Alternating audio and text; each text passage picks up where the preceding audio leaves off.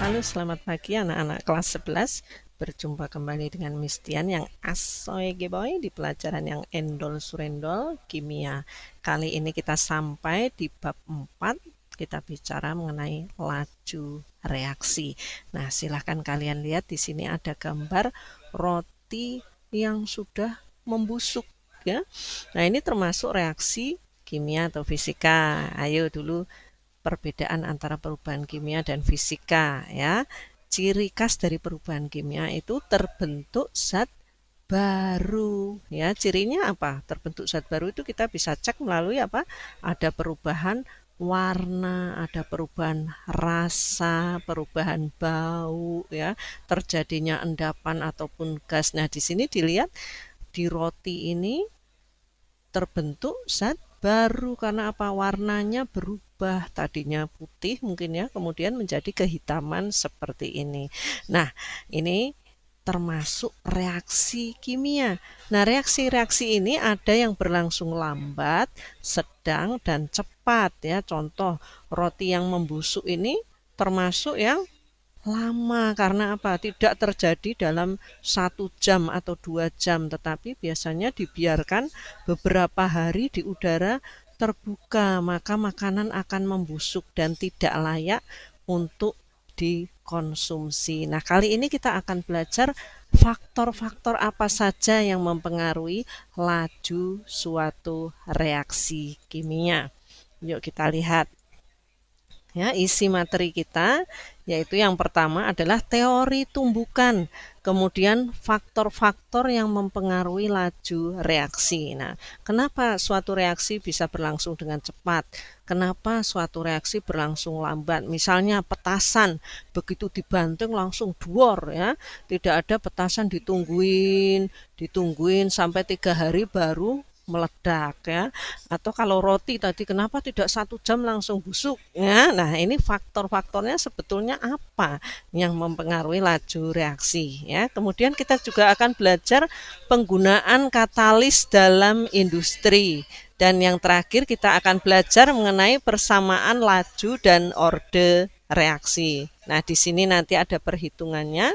Nanti Miss akan buatkan practical problem supaya kita belajar soal-soal mengenai laju dan orde reaksi. Oke, yang pertama kita akan membahas mengenai teori tumbukan ya.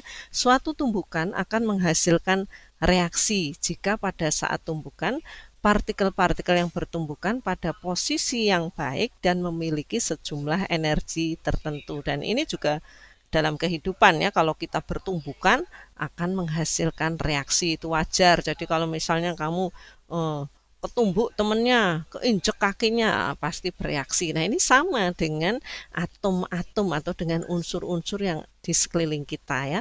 Makin banyak kemungkinan terjadinya tumbukan, makin cepat kemungkinan terjadinya reaksi. Nah, ini misalnya analoginya dalam kehidupan ya. Kalau misalnya di konser musik, misalnya konser dangdut, ini banyak tumbukan ya, maka biasanya akan terjadi riot ya, berantem. Karena apa? Tumbuk-tumbukan ya.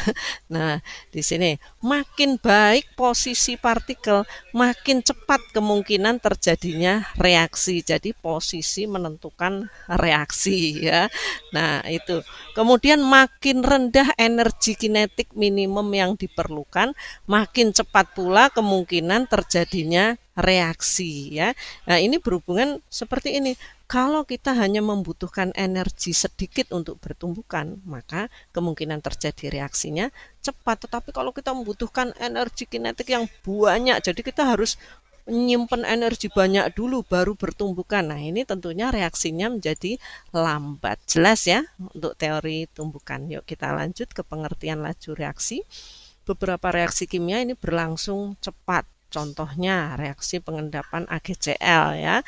Atau kalau kita pernah coba mungkin dulu kelas 10 ya. Reaksi lain misalnya pembakaran metana memerlukan energi permulaan ya. Jadi harus ada energi mula-mula supaya terjadi reaksi.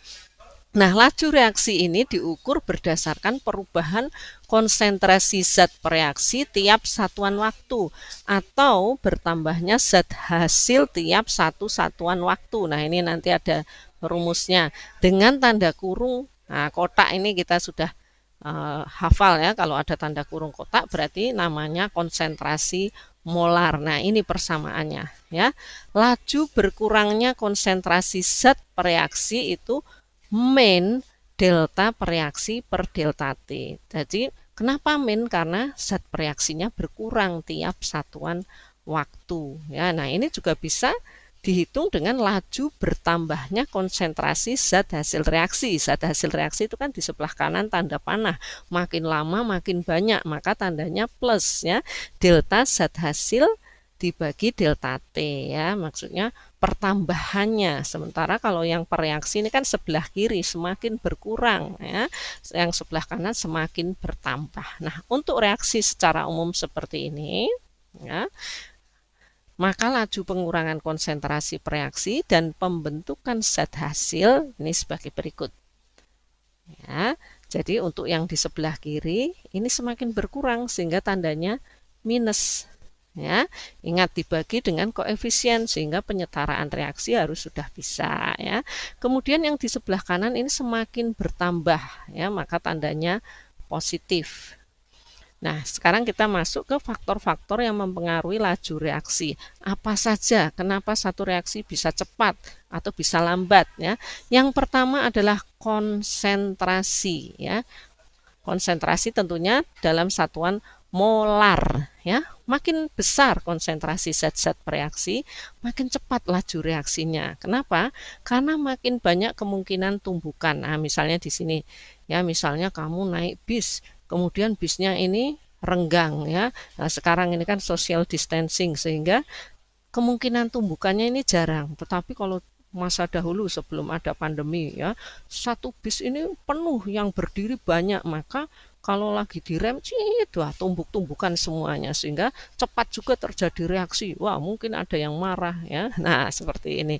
Nah, ini jadi semakin rapat atau semakin tentunya kalau konsentrasi semakin pekat ya, maka kemungkinan terjadi tumbukan antar partikel itu semakin banyak ya, sehingga reaksinya makin cepat. Kemudian juga kereaktifan dari zat reaksi itu sendiri ya. Jadi ada unsur-unsur yang reaktif, reaksinya lebih cepat daripada yang kurang reaktif. Nah, ini kita kembali ke kelas 10 ya, di mana waktu itu kita belajar mengenai sifat periodisitas unsur. Ada unsur-unsur yang reaktif, ada yang non reaktif ya. Misalnya di sini contohnya reaksi kalium dengan air. Nah, ini kalau kalium kita reaksikan dengan air itu akan langsung terjadi, nah seperti ini ya, seperti firework ya, atau natrium dengan air itu bisa buar, bisa meledak ya. Tetapi kalau reaksi kalsium dengan air ya, ini adalah golongan 1A, ini golongan 2A, dia akan begini seperti apa? Redoxon ya, seperti CDR itu kan, kalsium diredokson ya. Jadi kalsium dengan air dia akan timbul gelembung seperti ini ya, tetapi tidak meledak, tidak sereaktif golongan 1A. Oke, kemudian temperatur. Kenaikan temperatur akan menaikkan laju reaksi ya, jelas ya. Jadi kalau kamu bikin teh ya, dimasukkan gula. Nah, gulanya akan lebih cepat larut waktu air tehnya dingin atau air tehnya panas ya. Nah, tentunya lebih cepat larut saat suhunya tinggi dalam keadaan panas ya. Kenapa? Pada saat temperatur dinaikkan, jumlah energi kinetik partikel yang bertumbukan akan bertambah sehingga lebih banyak partikel yang punya energi lebih besar daripada energi aktivasi sehingga reaksinya makin cepat ya. Nah, ini gambarnya ya. Ini ada ilustrasi tumbukan yang tidak menghasilkan reaksi. Ini yang di A ya, dia bertumbukan tetapi tidak menghasilkan reaksi. Kenapa? Karena partikelnya bergerak lambat. Energi tumbukannya rendah sehingga tidak terjadi pemutusan ikatan. Jadi cuma nempel doang ya. Tetapi kalau suhunya tinggi di sini tumbukannya akan menghasilkan reaksi. Kenapa? Karena cepat ya, sama seperti misalnya kamu jalan ya, kemudian bertumbukan nih ya, bersentuhan, tidak terjadi reaksi itu. Tetap kalau lari kenceng dua-duanya ya, dua tabrakan gitu, kira-kira terjadi reaksi nggak ya? Pasti terjadi, energi tumbukannya tinggi, kemudian terjadi pemutusan ikatan dan terjadi reaksi. Jadi analoginya sama dengan kehidupan kita sehari-hari. Nah, energi yang diperlukan untuk mengubah partikel-partikel tidak aktif menjadi partikel aktif ini disebut energi pengaktifan ya. Nah, kita beri simbol EA ya. Laju reaksi tidak bergantung pada banyaknya tumbukan ya. Jadi bukan hanya pada faktor konsentrasi saja tadi ya, molaritas, tetapi juga pada efisiensinya tumbukan. Jadi apakah tumbukan itu menghasilkan reaksi atau cuma nempel saja ya. Nah, ini tergantung pada energi aktivasinya. Nah, ini diagramnya ya. Nah, ini masih berhubungan dengan entalpi ya, entalpi reaksi. Yuk kita lihat. Faktor yang keempat adalah katalis ya. Apa itu katalis? Katalis adalah zat yang mempengaruhi laju reaksi tanpa mengalami perubahan kekal dalam reaksi tersebut. Maksudnya, katalis ini dia bisa mempercepat reaksi, tetapi dia sendiri tidak bereaksi, atau mungkin dia bereaksi tapi kemudian balik lagi ya. Jadi analoginya mungkin seperti uh, seperti mak comblang ya. Jadi si A dengan B ini tidak bereaksi. Nah, si katalis ini dia akan menggandeng si A, kemudian menggandeng si B sehingga didekatkan dan mereka bereaksi. Setelah bereaksi dia mundur ya. Nah, di sini ketika katalis ditambahkan, ia menyediakan suatu jalan reaksi baru melalui kompleks teraktivasi yang lebih rendah energi pengaktifannya ya, sehingga lebih banyak partikel yang energi pengaktifannya cukup untuk bereaksi. Energi aktivasi itu apa sih? Energi aktivasi adalah energi yang diperlukan ya, energi kinetik minimal supaya dia bisa bereaksi. Jadi misalnya kita mau lari nih, startnya ya, start dulu kita siapkan energi aktivasinya supaya kita bisa melesat. Nah, fungsi katalis di sini ini kamu lihat di sini, fungsi katalis itu menurunkan energi aktivasi ya. Jadi di sini kalau tanpa katalis dia butuh tenaga lebih cepat ya, lebih gede supaya dia bisa lari melesat ya. Tetapi dengan adanya katalis itu energi aktivasinya bisa turun ya. Nah, kalau energi aktivasi turun, otomatis dia akan lebih cepat bereaksi ya. Jelas ya. Nah, disinilah fungsi dari katalis. Nah, beberapa hal yang perlu kita ketahui mengenai katalis. Yang pertama, komposisi kimia katalis tidak berubah pada akhir reaksi. Kemudian katalis tidak memulai suatu reaksi. Jadi zatnya itu sendiri yang memulai suatu reaksi, tetapi dia mempengaruhi laju reaksi. Ya, kemudian katalis ini bekerja secara spesifik untuk reaksi tertentu. Jadi misalnya untuk reaksi A dengan B, kemudian reaksi C dengan D itu katalisnya berbeda ya. Jadi dia spesifik khusus ya. Kemudian dia juga bekerja pada temperatur optimum. Jadi misalnya dia bekerja pada temperatur 60 derajat, maka ketika pada temperatur kamar ya, misalnya 25 derajat Celcius, dia tidak akan bekerja ya. Jadi harus diaktifkan dulu pada temperatur tertentu. Kemudian katalis dapat diracuni oleh zat lain yang disebut racun katalis. Oleh karena itu, kita harus dalam suatu industri ini katalis ini dijaga ya supaya tidak diracuni oleh zat lain. Kemudian keaktifan katalis ini bisa diperbesar oleh promotor atau pemicu ya dari katalis tersebut ya. Nah, katalis juga bisa memperlambat reaksi ya, disebut katalis negatif atau inhibitor. Jadi tergantung kita mau reaksinya seperti apa. Ada juga reaksi-reaksi yang mau diperlambat ya, tentunya sesuai keinginan kita. Apa yang dimaui, mau cepat atau lambat. Nah, di sini katalis yang diperlukan tentunya spesifik ya. Salah satu hasil reaksi dapat berfungsi sebagai katalis untuk reaksi selanjutnya. Nah, ini disebut otokatalis ya. Jadi misalnya 1A dengan B ini bereaksi menghasilkan C ya. Tahap 1 ya, seperti kemarin kita belajar termokimia, kita belajar mengenai hukum Hess, ada reaksi tahap 1, tahap 2. Nah, pada waktu tahap 1 ini ya, zat hasilnya ini bisa berfungsi sebagai katalis untuk reaksi selanjutnya. Nah, katalis juga ada yang terdapat dalam makhluk hidup. Nah, ini yang kita kenal sebagai enzim. Nah, ini Anda sudah pelajari di pelajaran biologi ya. Nah, yang kelima adalah luas permukaan bidang sentuh. Semakin luas permukaan bidang sentuh, maka makin banyak kemungkinan terjadinya tabrakan antar partikel reaksi sehingga makin cepat reaksinya. Nah, ini menjelaskan kenapa zat padat bentuk serbu ini lebih cepat bereaksi ya, karena luas permukaannya lebih besar daripada bentuk bongkahan atau kepingan. Nah, loh kok bisa, Miss? Ya, nah, mari kita lihat ya, misalnya di sini Miss pegang ini. Ini ada MOS. Ya, ini ada MOS. Nah, ini dia kalau bereaksi itu hanya bisa di sini ya.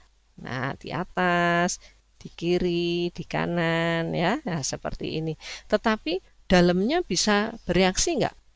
Nggak bisa ya, karena nggak bisa menembus ya. Tetapi kalau ini ada dalam bentuk serbuk, maka dia akan lebih mudah bertumbukan dengan yang lainnya. Karena apa?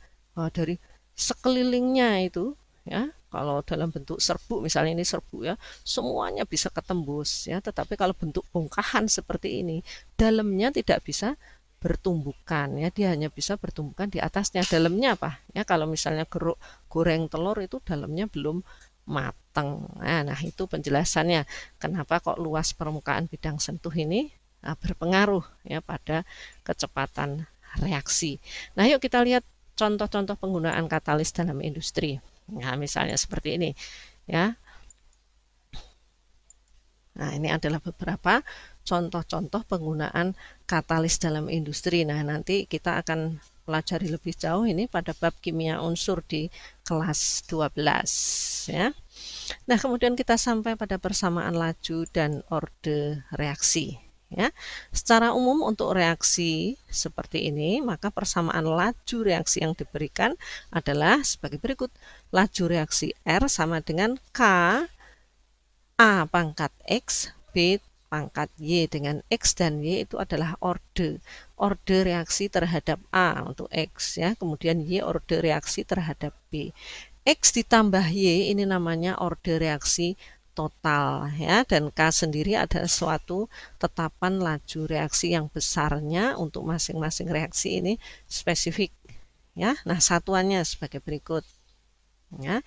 Nah, nanti kita akan temukan waktu kita mengerjakan soal itu ada orde 0, ada orde 1, orde 2. Nah, satuannya beda-beda ya.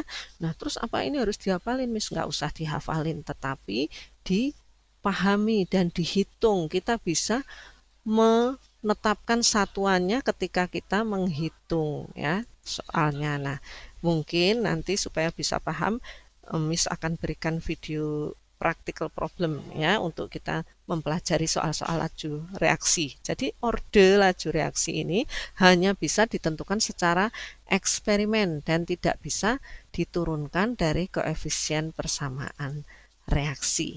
Nah, mari kita menggambarkan grafik laju reaksi. Nah, untuk orde 0 itu grafiknya seperti ini ya, turun seperti ini ya. Nah, kemudian untuk orde 1, nah, ini linear ya, merupakan garis lurus. Nah, kemudian untuk orde 2 ini seperti ini. Ya, Anda juga bisa lihat di buku kimia.